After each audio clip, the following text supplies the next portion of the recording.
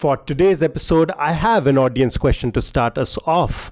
This question is posed for our audience members to ponder over as we go through our episode, and the answer to which is revealed at the end of the episode. So stick around for the answer. The question is, which band was named after its founder's astrological sign Sagittarius and its qualities? Which band was named after the qualities of the astrological sign of its founder, which is Sagittarius? The answer to this question will be revealed at the end of the episode, and here's the music. Welcome to Are You Quizzing Me? I am Vineet Nair with my co-host Aditya Kashyap. This is a quizzing trivia podcast show. Join us as we dive deep into history, science, pop culture, and so much more. Let's get quizzing. So, this is episode 108, and it's a special episode because one of our fan favorite guests is back today to step into the shoes of Vineet, who is away. So, Berty, thank you so much for stepping in, and welcome back to Are You Quizzing Me? Hey guys, yes, I am happy to be back. The last time we saw each other was 100, episode 100, so it's good to be back.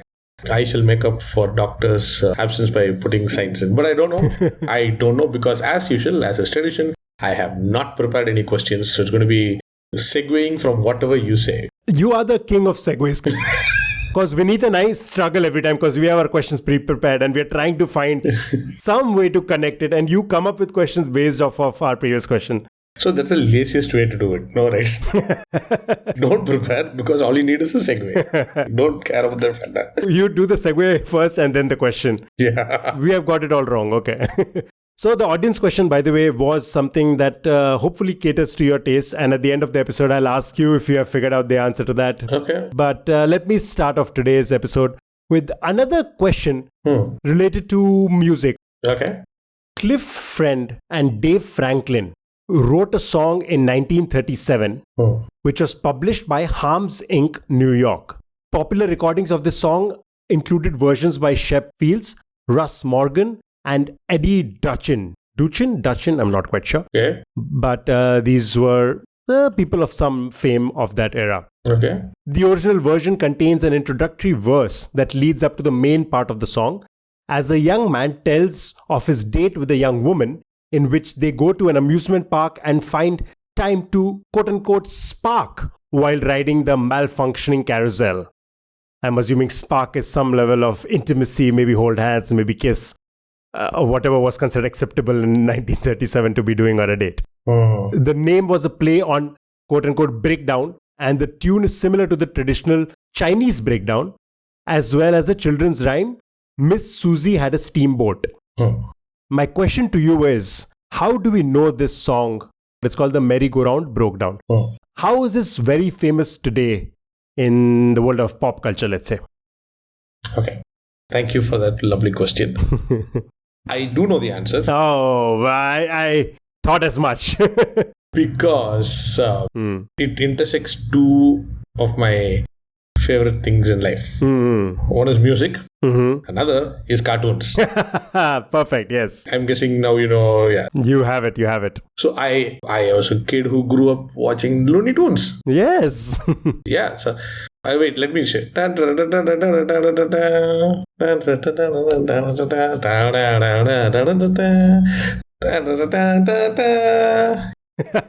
was going to play the actual music, but you know what? This was better. If I'm not wrong, Looney Tunes or Looney Tunes theme music. But I know to some merry-go-round. Is it broke down? I didn't know. I thought it was just merry-go-round music. The merry-go-round broke down. Yeah. Oh, broke down. So that's what it was. Oh. So it has lyrics as well. What? I did not know this. Yeah. Oh, nice. And obviously in Looney Tunes version, it ends with Porky Pig stuttering, "That's all, folks." That's all, folks. Yeah. So that's the famous Looney Tunes music that all of us did grow up with. And that's the name of the song. And that's what it was all about. It was about a young man and a woman going on a date. Really? Oh. Finding the spark when the carousel malfunctions. Wow. That is so cool. Yay! Okay, good start. Brilliant start. Okay, I'm guessing next question is mine. Yes, next question is yours. Very interesting. I have two segues. I'm thinking which way to go. So, Go for both. You're the guest. what has this ever happened in the history of Are You Quizzing Me? Okay, let's go. This is going to be interesting. Okay, first, let's go for the first one. Mm-hmm.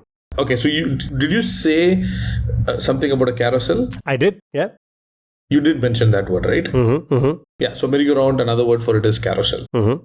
So there was a movie that came out called Carousel, which was based on a stage play a long time back. Okay. By the way, because this is generally out of top of my head, I don't have dates, but Okay. let's go with this. Now, Carousel, it's a black and white movie, very famous American movie. Mm-hmm. It's a really tearjerker of a movie.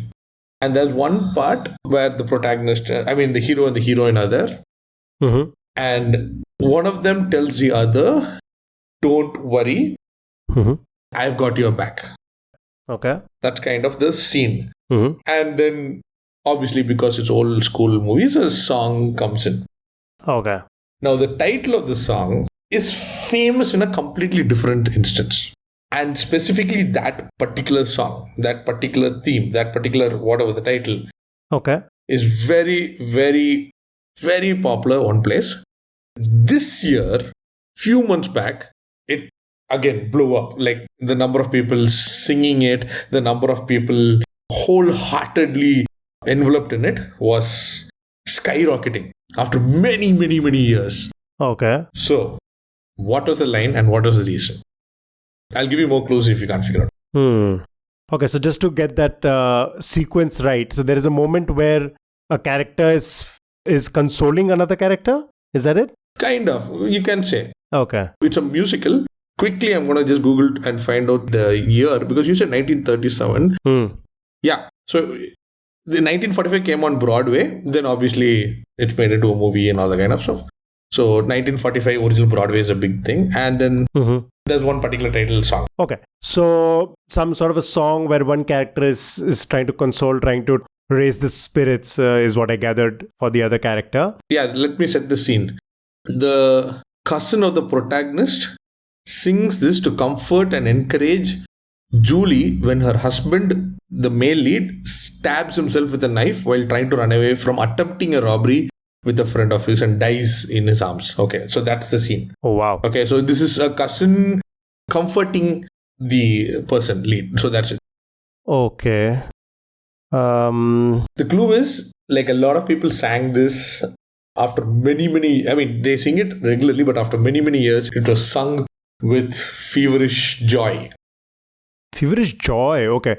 I was thinking some sort of a protest song, but if you're saying joy, then probably not a protest. Other times it is used as protest, but yeah, this time it is joy. Okay, some sort of a joyous song sung joyfully after a very long time. I'm trying to think of what has happened after a very long time recently. Yeah. Well, very, very, very, very long time. No, I am at a loss. I can't think of something joyous that has happened. Wow. World news has got me so sad. That's also true. So now here's the thing. There are certain people who are listening to this podcast right now who knew the answer immediately. And they're literally screaming at the phones right now, dude! Okay. Maybe give me some sense of, are we looking at political song or are we looking at a... No, it's not politics. Okay. I'll give you a clue. Pink Floyd actually sampled this in the song Fearless. Okay. As a crowd chant.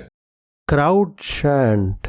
Ooh, so is it then I'm thinking something like a sports anthem. Go. Okay, I have two guesses, and this is why we love guests coming on the show, because neither Vineet and I are sports people. So our knowledge of sports is very bad. Neither am I, but yes. Two guesses based on just what I've heard from friends and people on the internet. I know that, was it the Knicks who did really well this year after a very long time? Okay, they're also doing very well. Yes, okay. The other one I know is Liverpool won recently after a very long time. There we have it. Oh, You'll Never Walk Alone is the right answer. Oh my god, that's from a musical called Carousel. That's insane. It's from a musical called Carousel. Yeah. You'll never walk alone. It's from Carousel. Okay, interesting. Wait, so is Liverpool as a team younger than... It is older, but this has been only from since 1945. But the chant has become part and parcel of the Liverpool. Wow, okay. There you go. That is perfect segue. Wow, I knew a sports answer. That's obviously a great question. And you segued brilliantly. I love it. Thank you. You know what? Since we were talking about Liverpool and Europe, I'm going to name 4 countries. And you have to tell me what is this an exhaustive list of. Ooh, okay. The first one is Bosnia and Herzegovina. Okay. Second one is San Marino. Third is Kosovo. And the last one and the most famous, obviously the most well-known of the countries in the list would be Spain. What? Yeah. And you said it's an exhaustive list. It is an exhaustive list, yes. Okay, Bosnia, Herzegovina, Spain, Kosovo. What is the fourth one? Bosnia, Herzegovina, Kosovo, San Marino, and Spain. San Marino. Okay, and Spain. Wow. It's not geography. Okay, they are all in Europe. Mm-hmm. Oh, this is purely based on your last one. Okay. And because also sport, it's fresh in my mind. Only national anthems which don't have words in it. Come on, that was too easy. Really? Yes. Perfect. Wow, that was very impressive. Very impressive. So just a little bit of background. But yeah, that's the answer in summation. These are the 4 countries in the world, the only 4 countries where the national anthem, the official national anthem of the country, does not have any official lyrics. Yeah. A lot of them have lyrics, but none of them are officially the lyrics that are adopted by the constitution, I guess. The Spanish tried crowdfunding it, okay? Like they did a crowdsourcing of it. But everybody wrote such shitty lyrics that they said, okay, fine, fuck it. We are going to do it only as instrumental, and they stopped it, yeah. Oh, by the way, there are these American tweets which say like, how rude. The Spanish are not singing the national anthem. What are they protesting? And there are like 4 or 5 tweets saying, like, this is the second match I'm watching and nobody sings the national anthem. How rude. And all of these Americans are so used to putting the hand on the chest and singing full flow, right? Right. So they are like, they think it's really rude that the Spanish don't sing the national anthem. Nice, I love that. That's actually pretty interesting for me as well. Like you mentioned, these are all the national anthems. The anthem of the Republic of Kosovo, it has no official, it was adopted in 2008, so pretty recently. Kosovo as a country is also not very old. The Himno Nacional della Repubblica di San Marino is the national anthem of San Marino, which was adopted in 1894. And that also no lyrics. The national anthem of Bosnia and Herzegovina was composed in 1998 and was made official in 2001. And Spain, the most famous one of the list, Marcha Real is the national anthem of Spain. Yes. It is one of the only 4 national anthems in the world which have no lyrics. And that was the connect. That was very easily cracked. Woohoo. Very well done. Thank you. Back to you, Berty. Nice. Here is my question, okay? Okay. This order is very important, okay? So I want to name 4 countries. Again, exhaustive list. Okay, I so wish Doc was here. I think both of you together would have got this, but let's see. The combined powers. If you want, these are the 4 countries, everybody listening, in this order. Ecuador, first. Mongolia, second. Pakistan, third. And finally, Croatia. Okay. This is kind of a weird question. It's an exhaustive list because of something. Okay, I'll give you the clue also. It's exhaustive. It's an exhaustive list because of us. Okay. Yeah. Sorry, so you said Ecuador? In order. Okay. Ecuador, Mongolia, Pakistan, Croatia. And I have a feeling a friend and I, we on late evening came up with. To the list, Ecuador, Mongolia, Pakistan, Croatia. Croatia, yeah. Now, the thing that connects them is something that all quizzes know, is something that everybody's like, one of the things you should know when you're in school types. Okay. But there's an extra step that you have to take, which is the order is important. which is what connects. This makes a fun question. Now, that's why I said if you, Vinith, were here, you both will be brainstorming with each other, right? Yeah. What I'm going to do is I'm going to shed my QM and become Dr. Vinith, right? Okay. Perfect. And I'm going to be like, let's do some improv. All right, let's do this. Oh, Yodi. Okay, I'm not going to do that. Wow. Where did Vinith come from? End scene. Yeah, there are 4 countries. What do you know about these countries that you know as a kid? Jesus, I'm a little scared right now. That is very uncanny. Okay. What do I know about these countries? Ecuador. Wow, just thinking geography, one of the highest elevations. Or Ecuador on the equator. But again, that's Mongolia doesn't fit that. Yeah. If you're randomly asking a kid some questions, what would you say? Like a GK question. Wow, honestly, Ecuador, all I can think of is on the equator, very high. Huh. Oh, not the highest elevation, sorry. I think the capital at the highest elevation or something like that. Okay, and what would that be? Quito. Okay. Mongolia, Ulaanbaatar probably at slightly high as well. Okay. What's third? Can't think of Islamabad being relevant in that way. What is fourth? Croatia, Zagreb, I think. Zagreb is the capital. I can't be the doc anymore because now I'm like losing my character. Go for it. Wait, Croatia, is it capitals? Is it got something to do with capitals? Go ahead. Keep talking. You want to write this down? I love it. I feel like I'm in school again. You got all 4 right. Absolutely right. Perfect. Okay. Yeah, but now that's the first step. Now take the second step. Quiz? Yes! Quiz? Q-I-Z? Yeah. What? These are the only capitals which have only that letter. Quito is only Q. There's no other Q capital. There's no other U capital than Ulaanbaatar. There's no other I capital than Islamabad. There's no other Z capital in Zagreb. Put them together, they spell out Quiz. Wow. Wait, that is very interesting because Q, U and Z, I generally thought, okay, rare letters. I, there's no other capital. You're right. Yep. There you go. There is no other capital with the letter I. That is mind-boggling. Wow. This is when we do the shout out to the name of the podcast. Of course. You are quizzing me at this point. With the word quiz. Wow, that is insane. That is a great question. Q-I-Z. And these are the only capitals with those letters. Yep. No other capital in the world starts with a unique letter. Yeah. This excludes every other. Okay. Yeah, pretty much. And in this order, it's Q-U-I-Z. Oh, okay. You know, when you said it has something to do with us, I kept thinking with India. And I was like, how is India related to Ecuador, Mongolia, Pakistan? Okay, that makes a lot more sense to us as in quizzing right now. Okay. Yes, that's exactly what we're doing. Right. Wow. That was insane. That is a very unexpected but fun question. I love that. Yes, and it's a good segue also for me. So I'm like, yes. I'm right now more invested in the segue than anything else. Okay. Well, my segue is pretty much catering to what my question already was predetermined to be. And tell me, this is something, let's say, just vaguely international. Calvinism, or Reformed Christianity as it's called. There was a devout Calvinist by the name of Jean-Henri Dunant. Jean-Henri Dunant? I don't know. It's a Swiss businessman, so probably some French pronunciation to it.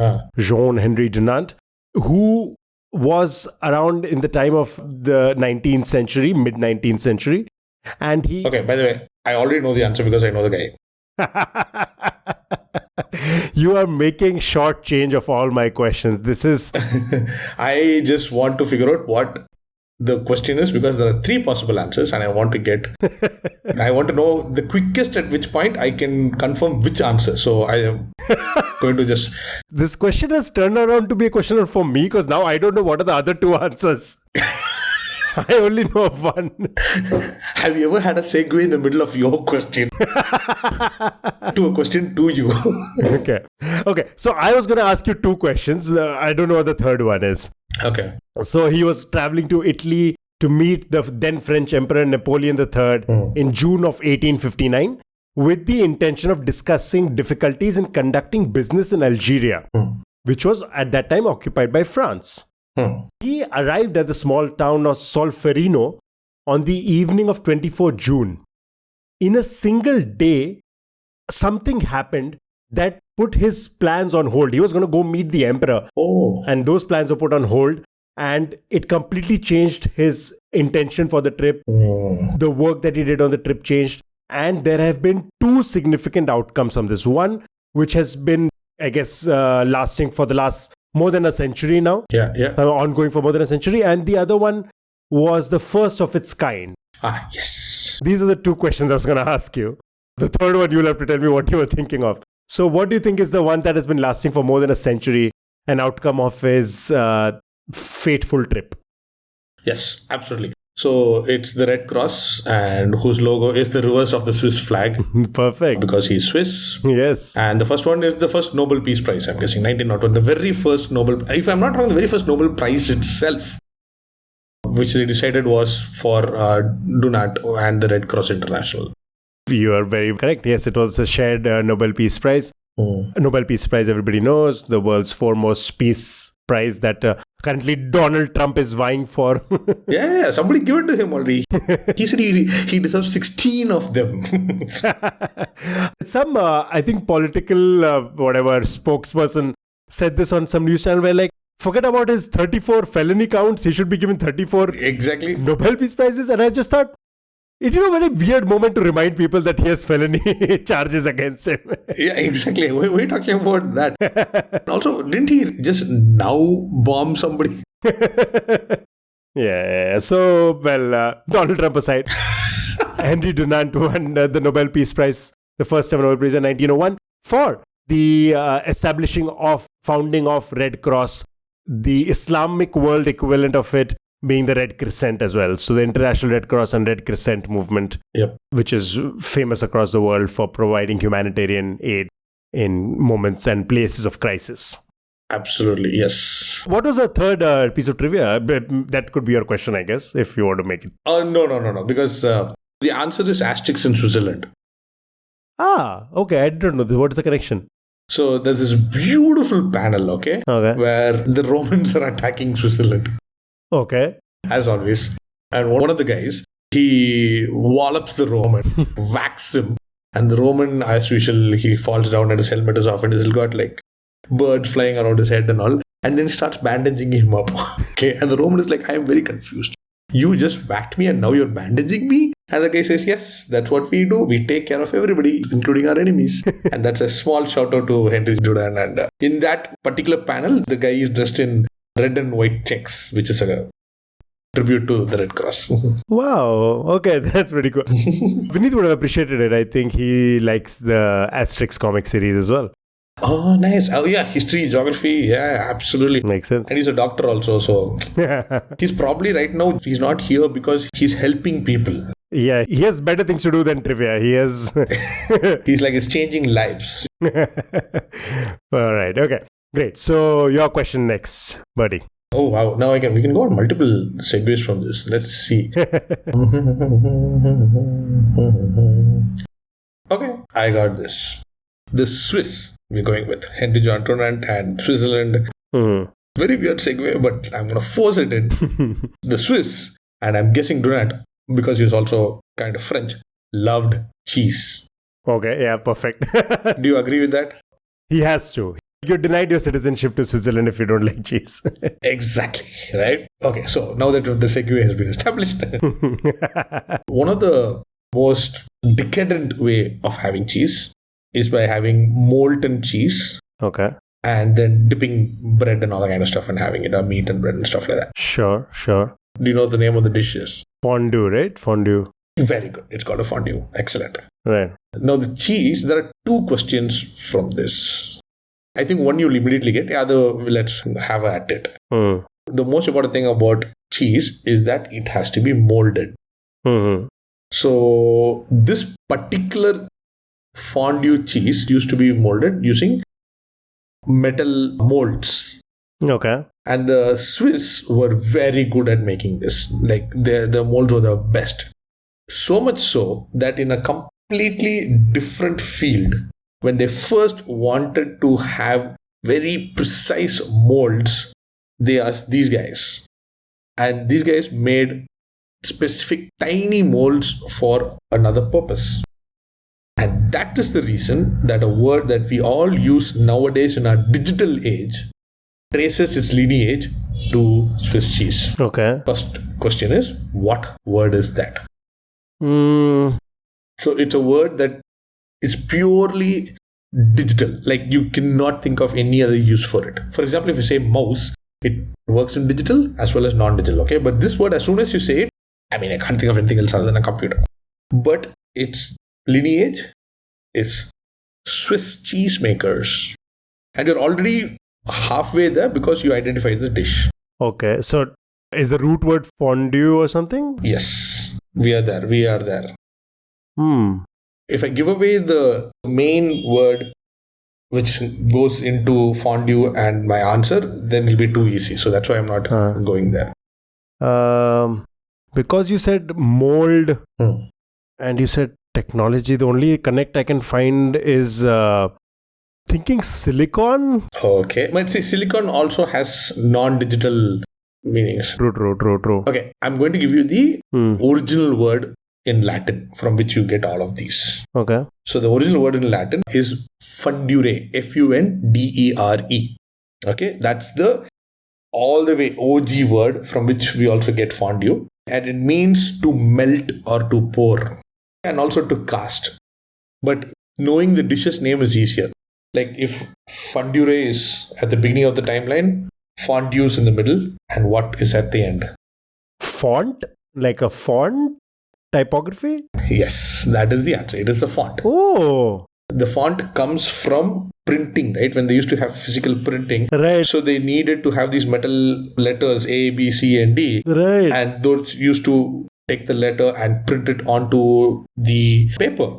And you used to have different types of fonts. Right. Like Helvetica, which is... Helvetica is Swiss, right? Yeah. Yeah, exactly. That's why the Swiss are the one I think, other than Times New Roman, that's the only one which originally has the name of the country, the Latin name for the country, because they were the ones who started it. I love that about these questions that you're asking, that in retrospect it's so obvious that I'm thinking fondue, font, or technology makes some complete sense. Wow, okay. You could say this podcast is a font of facts, because now fountain also comes from the same. Ah, very good. I was going for a pun. I'm just very fondue of trivia. If I'm very fond of you, I'm a fondue. Perfect. That's the kind of level of conversation that I operate at, just to clarify. Nice. Okay, great. But I love that. That is a pretty great TIL for me. And again, another question that Doc would have been very good at, because as regular listeners know, that man loves his typography and his fonts and Etymology. And etymology as well, yeah. So something he would have loved. Okay, great. A segue. Oh, okay, perfect. So because we are talking about writing, that gives me a great segue for this. As you are probably very aware of, this is a trope in so many comedy shows and sketches. The idea that a Starbucks barista is probably going to misspell your name. Yeah. Right? So when they write out the name, and that's where the segue comes, when they write your name on your cup of coffee, they're probably going to misspell it, and then they're going to say the name out loud incorrectly. In the world of Star Wars, how was this relevant, or how did this create an impact? The fact that Starbucks baristas sometimes misspell names. Dude, that is so cool. I did not know. I don't know this, but I'm liking this already. Also, before that, quick question. Mm-hmm. How can Aditya be wrongly pronounced? Have you ever been mispronounced? I'm not a very big coffee person, so I don't have too much experience with baristas, but I lived in Singapore. For almost 14 years of my life, I went by Adi, because whenever I told people my full name, for some reason, the Chinese way of saying things would remove the T from the name, so I became Adia. Oh. So they would make the T silent. I don't know what influence of Mandarin or Cantonese that is, but for some reason my name would become Adia, which was to me very funny, because very rarely in Indian names do you have silent letters. Yeah, absolutely. Every single letter, yeah, put it out there, yeah. We put a lot of effort into pronouncing every letter, in fact. We hit our T's and our R's. Interesting. And to me, it was very funny that somebody was removing the T. So I went by Adi for the longest time, just because people would struggle to say my full name. So that's how some people might mispronounce my name. Yeah. Oh, mine all the time. I get Battery, Betty, Berty, Brito, Bento. Brito? Yeah, these are actual names. Anyway, let's get to this. Very interesting. So, okay, so is Lucas involved in this somewhere? He went to a barista and he said some name. Oh, no, that's Indiana Jones. That's Indy because that's his dog. Is Chewbacca something to do with this? No. Somebody just made the chewy sounds. I know. Okay. Is this the origin for a very famous character name? Not a character name. A name, but not a character name. Ah, interesting. Is it for a sound effect then?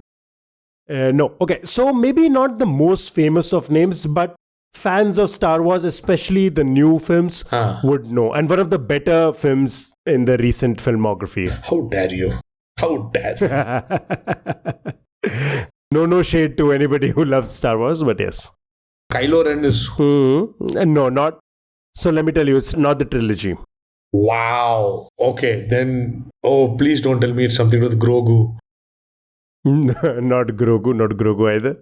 You know what? I think I'll have to give up on this because I don't know this funda. It's very interesting.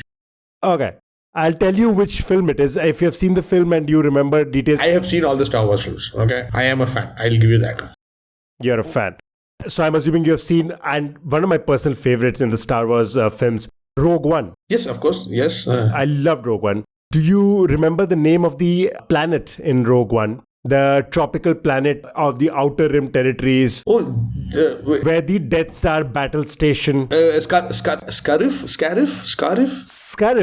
is the name of the... Wow, very well done. I would not have been able to name that. Scarif and Jeddah, something like that was another one. So Scarif is the planet in question. Scarif, do you know... And now, obviously, going back to the question, it is clearly somebody's name being misspelled. And somebody at a coffee shop misspelled the name when they were calling out the order from this person. Oh, so they called out Scarif when it was supposed to be somebody else. Exactly. From the Star Wars cast. From Rogue One, not the cast. Oh. Anything which sounds very vaguely even similar to Scarif. Damn. Okay, who's the director for Rogue One? Yeah, it is the director. Yeah, I know. I am blanking out right now. I hate this.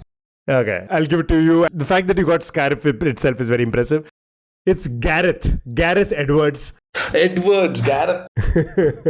So, according to Gareth Edwards, he said this at the South by Southwest 2017 festival, where he said that the name of the planet came from a misspelling of his name in a coffee cup, where he said that I must have said it's Gareth and they wrote Scarif. Damn. That's how the planet got its name. In my brain, I was like, J.J. Abrams. No, it can't be J.J. Abrams. J.J. Abrams was not the director for this one, yeah. Yeah. Very nice. Very nice. Yeah, I thought so. All right, Bertie. Segue. Going straight in. Actually, I don't know. I forgot this guy's name. Okay, so the three friends. Mm-hmm. They're watching Star Wars. Okay. During the pandemic. And they get inspired. Oh, Dr. Vineet is not here. We're both missing him a lot. I get it. We both are really missing him. So they were in Kozhikode during a time when there was a severe water shortage. And then obviously they came to Bangalore, which is where all the startups are. And then they started Uravu Labs in Bangalore. Okay. Now, they wanted to solve the water shortage problem. Potable water. Okay. And they're fans of Star Wars. Mm-hmm. They brought to life something that existed in the Star Wars universe. So what did they do? Of course, I'll give you more clues as we go by. And that's the segue.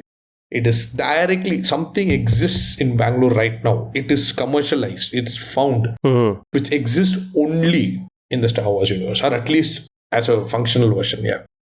Okay, so can I just check, is it exactly the same thing that has been kind of reproduced or like just inspired and like named after it or something? Oh no, it's the thing. It's whatever that function. Okay. For example, okay, obviously, can you give me the obvious wrong answer? Like a lightsaber. Perfect. So that's your obvious wrong answer. Okay.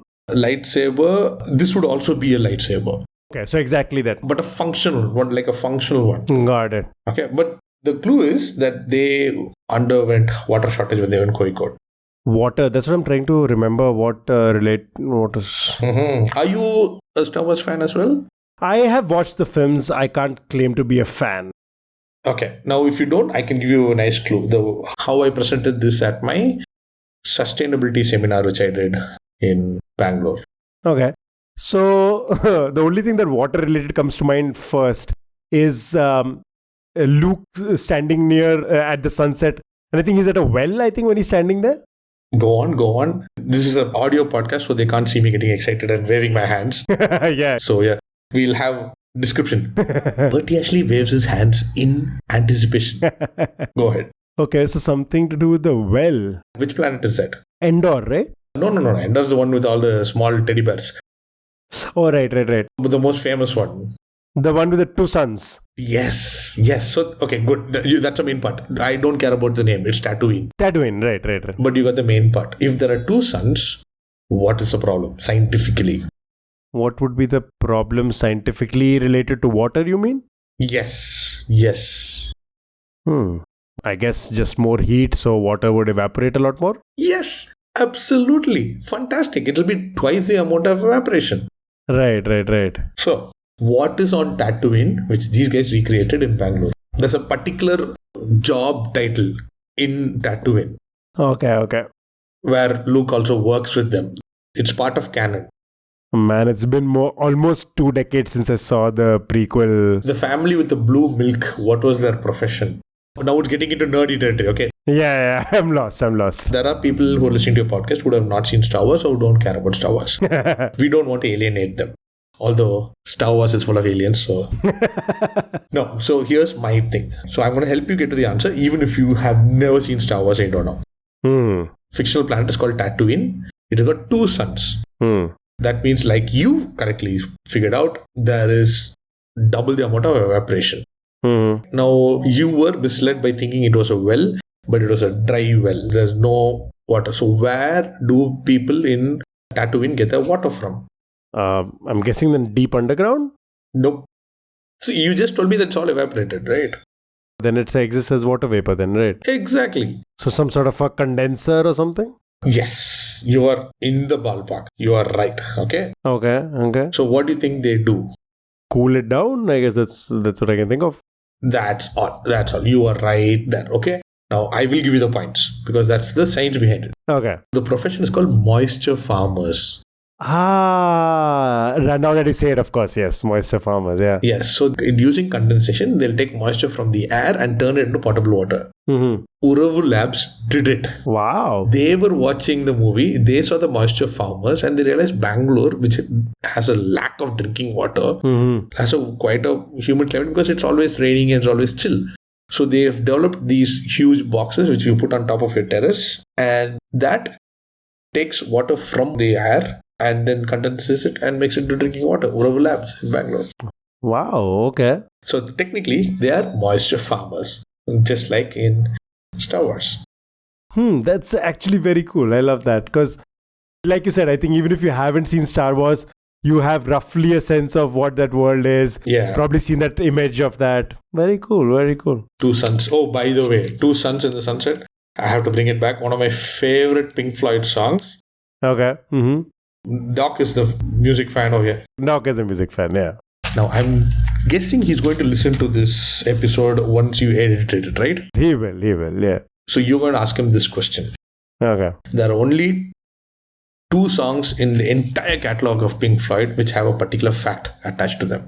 One is Two Suns in the Sunset from their last ever album, The Final Cut. And the other is Mother from The Wall. Okay. You just, after this recording, call him and you're going to say, hey, I had this recording with Berty. It was okay. Fine. We can do something about it in the edit. That's exactly what I'm going to say, yeah. But here's a question for you. He asked me to ask you what interesting fact connects only these two hyper-exhaustive list of The Mother, the song from The Wall, and Two Suns in the Sunset from the Final Cut. You know what? I'm going to leave this in the episode, and once Doc comes back, he has to answer this. I'm not going to let you answer the question on this episode right now. Excellent. I will send you the answer separately. Perfect. This is some random audience question, meta question for the quizmaster inside the... For the quizmaster, who's going to be an audience just for this episode, and when he comes back in an episode or two, he's going to have to answer this question. Special question for him. Excellent. Okay. So just for our sake, can you repeat that question? So there are two songs. Mother from The Wall. Mother, do you think they'll drop the bombs? Great song. Mm-hmm. And Two Suns in the Sunset from the Final Cut. Okay? Beautiful David Gilmour solo in that. These are the only two songs, hyper exhaustive, which have a very specific thing connecting them in the entire Pink Floyd catalog. All right. So Vineet, I hope you have heard this question whenever this is being aired. And dear listeners, if you know the answer, please don't send it to Vineet, because he will have to answer this next time Vineet and I are back to recording an episode. Perfect. I love this. Okay. But I will come back to our question. And you know what? I'm going to use Pink Floyd as my segue. So Pink Floyd, this is not going to be a Pink Floyd question. I'm really sorry to break your heart. But just a segue. Using it as a very weak segue. And that is something British. No, that's a good segue. Yeah. Okay. It's a little bit of an alphabet soup. Or let's just say there are two things that you have to identify, X and Y. All right. Okay. X is a character in British literature. A very famous character in British literature that first appeared in 1958. Okay. The physical representation of X was created in 1972. So the character was in literary form before that. And then the physical version of it, the tangible version that you can hold in your hands, was created in 1972. This was created by a small family business run by Shirley and Eddie. Oh, I know this. Okay, random segue. I know this because I'm a Top Gear fan. Oh, there you go. That was going to be my why. Shirley and Eddie made this as a prototype, as a present for their children, Joanna and Y. So, tell me what X and Y are. Yeah. Okay, sorry, I got very excited because... No. That was very, very well cracked very quickly. So, give me the answer. Okay, so I love Top Gear. One of the greatest motoring shows of all time. Honestly, right now, I'm not even missing Vineet. It's just like he's here right now. I'm just... Now, the thing is, my partner hates Top Gear. Okay, she thinks it's a waste of time. Just three idiots going around do this and breaking beautiful cars and all that kind of stuff. But she is a huge fan of Paddington. She's read all the books. She's got everything. She's seen the movies. Huge fan. In that particular universe, the only intersection for both of us is Jeremy Clarkson. Because Jeremy Clarkson is from Top Gear. And so Joanna's sister and his mom and dad were responsible for the very first merchandising of Paddington Bear. Correct. Right? Yes. And the sales of Paddington is what led to his education. They could finance his education, which eventually led to who he is right now. So Paddington Bear and Jeremy Clarkson. Very cool. Very, very well cracked. I love when real life just intersects with trivia. I know. In this particular case, yeah. Yes. But you're right. So Michael Bond is the author who created Paddington Bear. He named it after the Paddington station near which he lived at one point. And he just had the idea of, because he saw a stuffed toy outside the Paddington station one day. Yeah. And he thought that he wanted to write about this. Yeah. By the way, he has written this almost as an allegory for the Jewish refugee children from Europe arriving in Britain. Absolutely. Yes, absolutely. Which makes it even more heartwarming somehow, which is really nice. Yeah, it is. It is a wonderful take on the refugee status, and the new movies also do a great job. And introducing Hugh Grant as a villain is just beautiful. And Paddington was just great. You're right. Again, not related to the trivia directly, but it's just such a nice thing. Bond, the author, has said once that, quote, they all had a label around their neck with their name and address on, and a little case or package containing all their treasured possessions. So Paddington, in a sense, was a refugee, and I do think there's no sadder sight than refugees. So this was his way of trying to bring some little joy, make it a little bit more relatable, make people more accepting of refugees joining their community. And Paddington Bear is very much the physical manifestation of that. And talking about physical manifestations, just rounding up the question, Shirley and Eddie Clarkson ran a company called Gabriel Designs, and in 1972 they designed the first Paddington Bear merchandise, the first stuffed toy. Michael Bond had awarded the Clarksons the licensing of the toy rights throughout the world to the Clarksons. And you're right, that's how, in a way, Jeremy Clarkson's education was funded, thanks to Paddington Bear. Nice. Very well done. Okay, I'm going to let you have the last question. Go for it. I got the perfect segue for you. So we talked about, you said British and you said Paddington. So that's literature. You mentioned Michael Bond. So direct, no change in segue. We are sticking to not one, not two, not three, but multiple great British literary figures. Okay? Okay. This is not part of the question, but just to get you excited. Okay? I'm going to name a person. You have to give me their literary creation. Okay. No points at all. We'll just go for it. Go for it. First one, Arthur Conan Doyle. All right, Sherlock Holmes. Well done. P.G. Wodehouse. The butler. Jeeves and Wooster. Jeeves. I kept thinking butler. Yeah, Jeeves. A.A. Milne. Winnie the Pooh. Well done. Jerome K. Jerome. Lots of great books he's written, but... Science fiction, right? No, 3 Men in a Boat and all that kind of stuff. Oh, sorry. Yes, 3 Men in a Boat, yeah. Okay. Well, Alfred Lord Tennyson's son. It's a bit of a thing, okay, but anyway, we'll go with that. We have E.W. Hornung, okay, who wrote the A.J. Raffles series. Okay. Which is a British series. Then Andrew Lang's Fairy Books, which is by Henry Justice Ford. A.W. Mason, who wrote The Four Feathers, who's responsible for Agatha Christie's work. E.V. Lucas, brilliant poet. Bernard Partridge, who gave us some of the great British era novels, or whatever.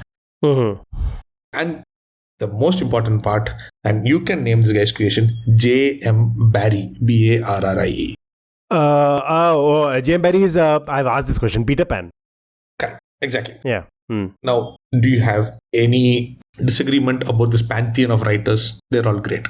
They're all great, yes. Yeah. Okay. They all got together in real life and formed a team called Allah Akbaris. Yeah. Okay. Play on the word Allahu Akbar, which means God help us. So this was God help the Barries team is what they translated it as. Allahu Akbaris. When not writing some of the greatest works known to mankind, all of them decided to do something else. Okay. Only Tennyson knew how to do this properly. Okay. Everybody else was shit. So bad.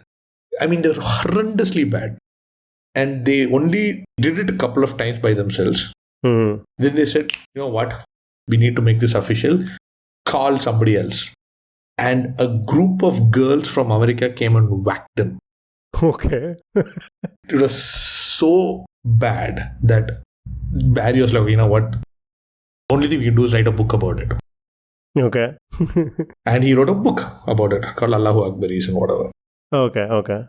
And the greatest person to have ever done that activity wrote the foreword for the book and talked about how bad it was. Now you have to tell me two things. What was the thing that they were all doing, and who was the guy who wrote the foreword to the book? By J.M. Barrie, Alfred Lord Tennyson's son, A. Milne, Arthur Conan Doyle, all of these people together. Okay. At this point, again, I don't know why today is the spirit of Vineet has occupied you. Because Vineet has asked me this question. Oh. Vineet has asked me a question on a previous episode. And there he asked me the name of the team. Because I love puns and I love a good punny name. Oh, nice. So Allah Akbaris, and it was a cricket team, if I'm not wrong, that they were part of. Absolutely right. They are the worst cricket team. I don't know this part about the book and the foreword. That part I don't think he mentioned. So yes. So that's why I wanted to hear the full question. So at that time, the greatest person ever. It is poetic justice. Who wrote the foreword to a book about the world's most disastrous cricket match where they lost to nurses and they didn't lose they lost by like a huge margin. They were just so bad. Okay. Again, I'm not sure the timeline, if it matches or if they were contemporaries, but the greatest batsman, greatest cricketer of that generation, the only person I can think of is Don Bradman. And take points, it is. Don Bradman wrote the foreword. Oh, that's insane. Yeah. I love this. I just absolutely love it. There's some amazing stories, okay? Apparently, Conan Doyle was already a first-class cricketer. He was the only one who used to run. Okay. J.M. Barrie used to take a run and say, I'm tired, and go and have tea. And apparently A.A. Milne was a little stout, so he used to be on the side of the field, and if a ball comes within like just after 5 feet, he'll be like, no, it's too far, I'm not going for it. By the time he walked and got the ball, they would have run 4 runs. And who was the opposite team? It was a team of nurses. These girls were absolutely whipped these guys' asses. Yeah. Wow, okay. They should have stuck to their words, I guess. Absolutely. I love how this expanded upon a question that we have asked previously. Very nice. Allah Akbar is with a foreword by Don Bradman of all people. Wow. Yeah. I think we got a good segue throughout. I'm really happy. You continue to be the king of segues. You have clearly aced that part of the Are You Quizzing Me? Which is all I am concerned about. That's what matters. Real listeners know that the trivia is a side gig. We live for the segues. Okay, perfect. And I think on that note, we come to the end of the episode. But before we wrap up, as usual, I have the audience question. Oh, yes. Which famous American band gets its name after the astrological sign of the founder? And the sign was Sagittarius, and certain qualities attached to Sagittarius. Interesting. Okay, Sagittarius is the archer with the horse, right? Sagittarius is the centaur. The centaur. Horse with no name would be America, but that's not the name. That's the name of the song, not of the band. Okay, give me one more clue and I'll see if I can figure it out. So it doesn't have so much to do with the centaur. It is another set of qualities, I'll say, that are attached to astrological signs in general. Okay, I'm not aware of these qualities. You can tell me the quality, then I'll see if you can figure it out. Actually, if I tell you the quality, you'll get it directly. But when you talk to people who are really into zodiac signs, they'll be like, oh, I'm a Virgo, which is a this thing. Or I'm a Sagittarius, which is a this quality. Or I'm a Cancer, which is a this quality. And hence my personality is so and so. So do you know what qualities do astrological signs, zodiac sign enthusiasts talk about very often when they talk about their respective astrological signs? I am lost. I am more into astronomy than astrology. If you give me a clue, I can probably guess it. Okay. Because I know my American bands. Before they took on this name, this person was a drummer.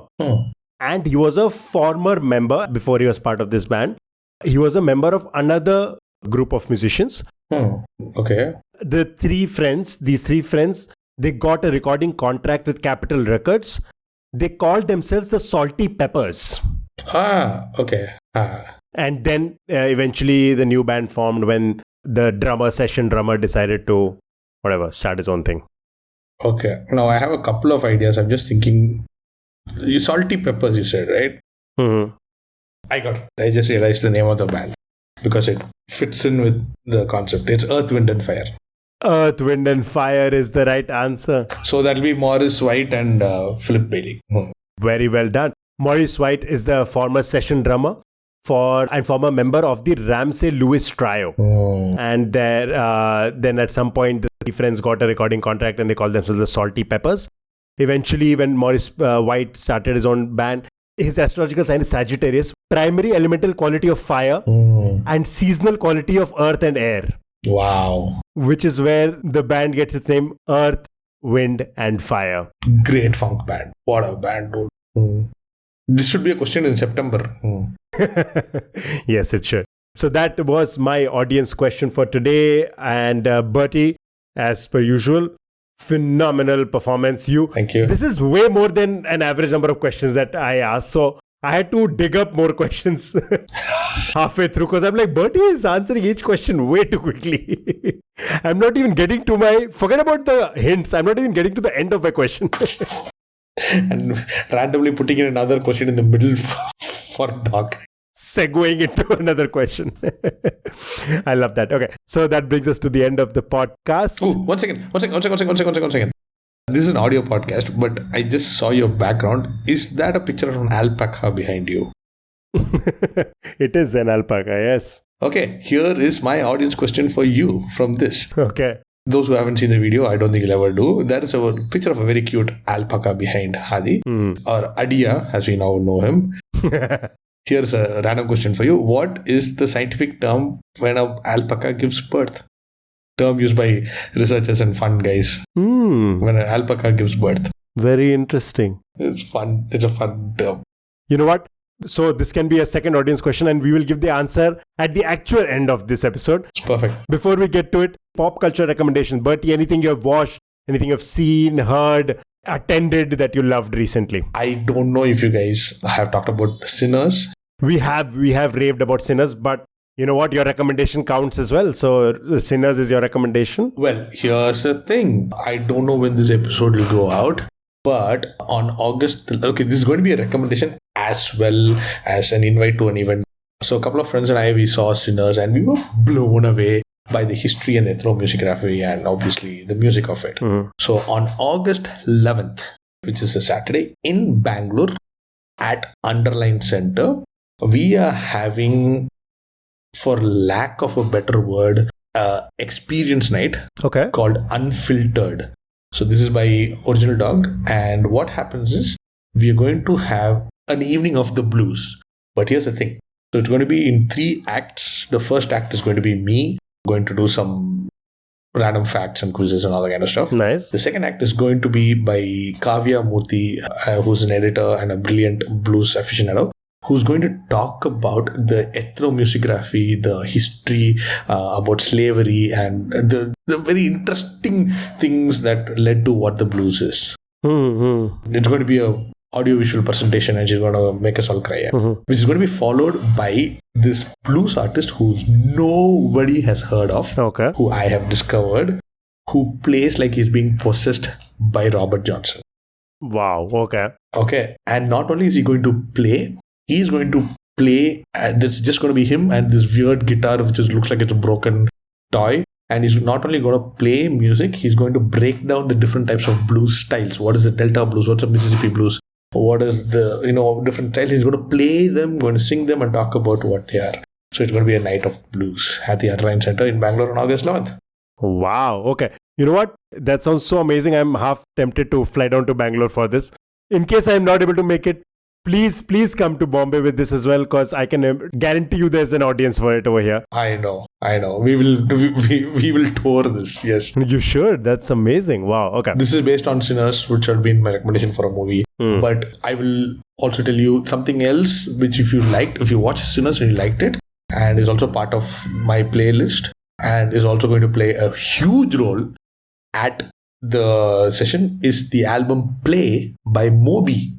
Oh, Moby, the recording artist, of course. Yes, so that's going to be my recommendation. Go listen to Play, the album by Moby. You must have definitely heard it in some soundtrack, The Beach, Leonardo DiCaprio, or some nonsense. Okay. Now that you've seen Sinners and now that you know about the blues, go and do it. And if you're a quizzer, just go Google Alan Lomax, Lomax, and then enjoy Moby. So that's my recommendation. Love it. There's homework for all us trivia nerds as well. Perfect. All right. Amazing. Sinners, we have recommended in the past. So here's a triple recommendation. Both Vineet and I loved it. And now Bertie has added to it as well. I am going to recommend something which maybe not a lot of people have watched. It is the series called Into the Night. And this is, I believe, on Netflix. It is a binge-worthy series in the sense that don't go in expecting something that is going to blow your mind away. Vineet accused me last time of being very highbrow. So I'm going very basic now. Into the Night is a fun concept. It's a bunch of people literally trying to escape sunrise. So they're flying away from sunrise continuously. Is it like vampires? No. There is something that is happening. Some global thing that is happening. And these people know that they have to try to escape sunlight at all costs. So they have to keep flying towards the west. Oh, I like it. Yeah, it's a very simple concept. And what's super fun is that there is a problem, and in this whole course of the season that they're trying to escape, some problem arises at the beginning of each episode. By the end of the episode, it's solved. I love it. It's the most straightforward. You watch it, you have a great end to it, a little bit of a cliffhanger, and then you watch the next episode. Perfect for like a day where you don't want to watch something too intense, too highbrow. Into the Night is my recommendation. The other recommendation, I'll go slightly highbrow again. I've recommended Celine Song's movie, Past Lives in the Past. I'm going to recommend Materialist because I just caught it recently. Materialist is a second film by the same director. A lovely film. I believe not as good as Past Lives. I really loved Past Lives, but Materialist is also not a bad film. And some very attractive leads. It has 3 very attractive people in its lead. So watch it if nothing else for the eye candy. And that's the pop culture recommendation. The spiel that Vineet usually does and today falls to me. Go ahead, like, subscribe.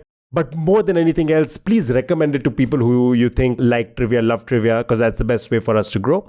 And if you like to be part of this, you can always join the Reddit community where we are active. I go and post once in a while. So come talk to us over there. Somebody recently asked me to recount how this podcast started. So once Vineet is back, I'm going to dedicate a few minutes of the podcast to that in the future episode. Wait for that. Okay. You can send us questions as well on our email, which is areyouquizzingme@gmail.com. You can tag the quizmaster who you want to be asking the questions.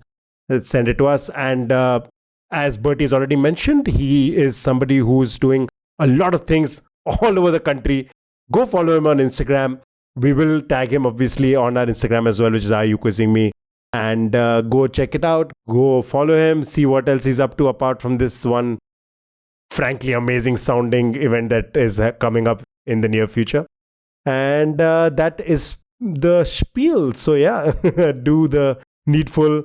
Give us a rating, like, subscribe, yada, yada, yada. You know it. And before we wrap up, Bertie, what was the answer to that question? When an alpaca is giving birth, it's called unpacking.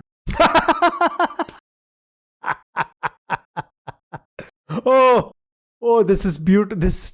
This makes me so happy. You have no idea. Okay, thanks guys for having me. I'm so happy to have had you. Have a lovely evening. Thanks all. And yeah, keep quizzing. Take care. See you guys next week.